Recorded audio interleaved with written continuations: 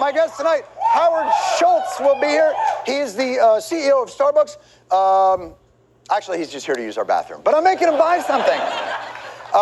Congratulations to the U.S. We beat Ghana 6-0.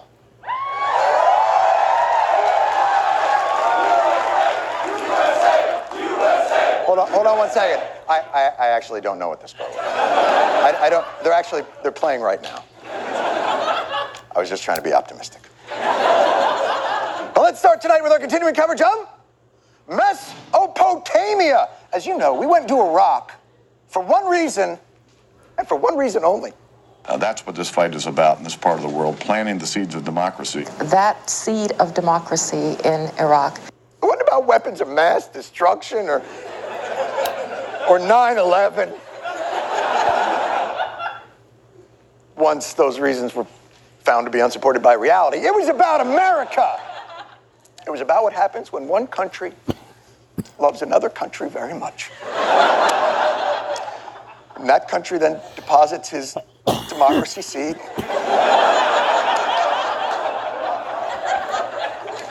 Typically laser guided into another country's, let's say, Fertile Crescent. By the way, if you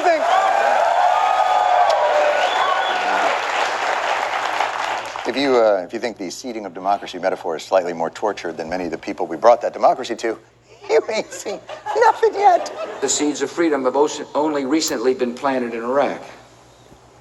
But democracy, when it grows, is not a fragile flower. It is a healthy, sturdy tree.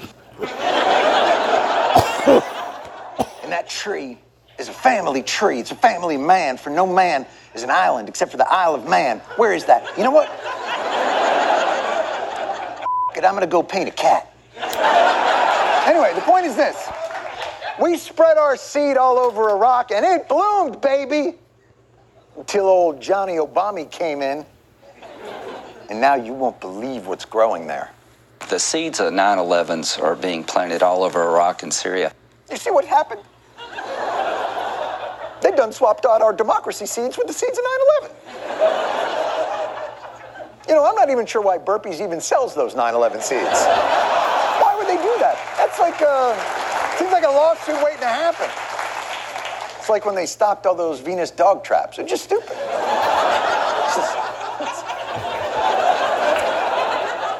I'm gonna go Beagle. Point is, all that great stuff we did after, obviously some of the bad stuff we did, is totally undone now by the Islamic State of Iraq and Syria, who are currently sowing chaos seeds. So now what do we do? Well, if you remember in the original rush to war, diligently planned, internationally sanctioned freedom rave, there were some individuals who were wrong about the whole thing. Just wrong. Just dead wrong. Like, about everything. All of them. Let's act now to get rid of a tyrant who's abused and killed his own people, who is procuring weapons of mass destruction, substantial evidence to that effect. The choice is disarming him by war or letting him have these weapons of mass destruction. We're dealing with a country that can really finance its own reconstruction, and relatively soon. The Baathists, who use their power to repress the Iraqi people, will be removed from office. By the way, you can have all these memorable screw-ups and more. Just call now and order. Now, that's what I call being completely wrong about Iraq. Anyhow, but here's what happened. So you'll appreciate this. I think you'll appreciate this. Those idiots were ostracized, never heard from again because of how... I'm kidding. Because I think we all know 4 wrongs make a right. And in this current crisis, the news media has rushed to get the band back together again. And they all have the same advice. On bass, sickly wrong about everything, Bill Crystal. On drumming up support for endless war, Paul Wolfowitz. On guitar, you kidding me? How does this guy keep getting booked on television? Lindsey Graham. The stubborn-headed president we have, who thinks he knows better than everybody else, who withdrew troops, stubborn-headed, delusional, detached president. But that's the last bad thing I'm going to say.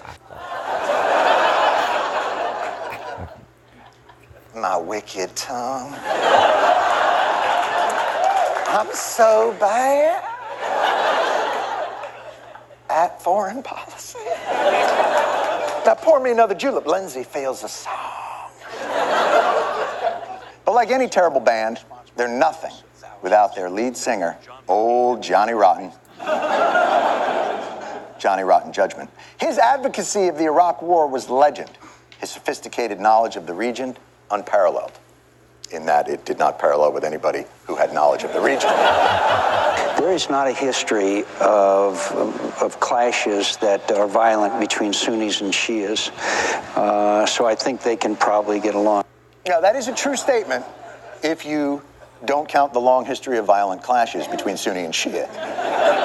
And he's right. Throughout history, there are lots of examples of Sunnis and Shias peacefully sharing power, like we were going to have them do in Iraq. Like, okay, here's a great one. Back in the 50s, 950. Yeah.